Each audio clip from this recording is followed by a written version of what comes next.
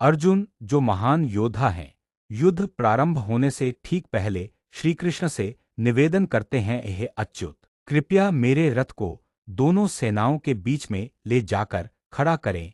अर्जुन का उद्देश्य केवल युद्ध करना नहीं है, बल्कि वह पहले इस विशाल युद्धभूमि में उपस्थित सभी योद्धाओं को ध्यानपूर्वक देखना चाहते हैं।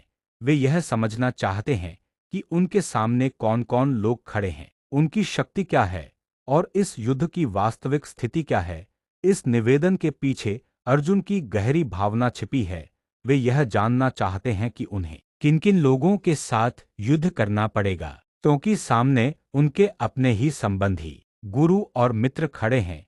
इसलिए वे युद्ध शुरू करने से पहले पूरी स्थिति का आकलन करना चाहते हैं, ताकि वे सही निर्णय ले सकें। यह श्लोक हमें यह भी सिखाता है कि जीवन में किसी भी महत्वपूर्ण कार्य से पहले सोच समझकर और परिस्थिति को अच्छे से समझकर ही कदम उठाना चाहिए। अर्जुन श्री कृष्ण से कहते हैं कि मैं इन सभी योद्धाओं को भली भांति देखना चाहता हूँ, जो इस युद्ध में लड़ने की इच्छा से यहाँ एकत्र हुए हैं।